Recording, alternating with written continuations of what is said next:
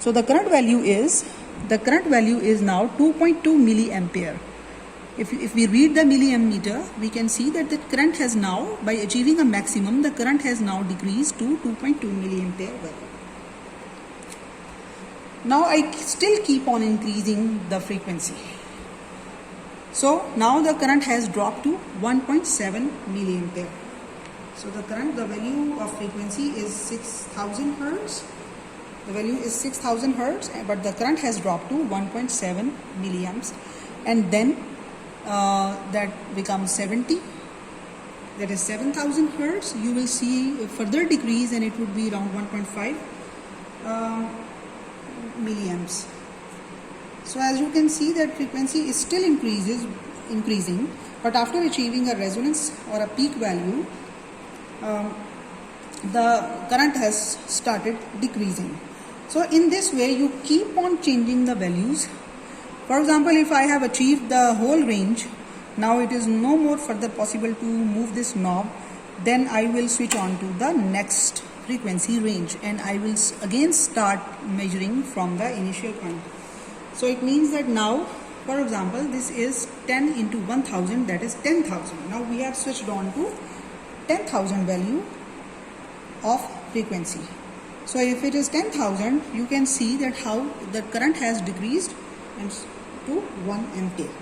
Similarly, you can again start taking a new set of readings, but this time the multiplier will be 1000. Previously it was 100. So you have to take care of these multipliers, and accordingly you will measure your frequency. So it is for example 20,000. Now this time it is 20,000 hertz. So for 20,000, you can see that current has significantly dropped, and it has now become around 0.3 and 0.4. It is somewhere middle. So you can see, you can record it as 0.35, for example, right? So in this way, you can record values, and you keep on recording until you achieve a suitable range to plot the graph. And I have already told you in the previous video that you should select the frequency range such that you have equal number of values below resonance frequency and then beyond resonance frequency, so that you can have a very fine bell-shaped curve for the frequency response of this circuit. So afterwards, you are going to convert all these frequency values. You will switch off your circuit, and you will come back to your calculations again.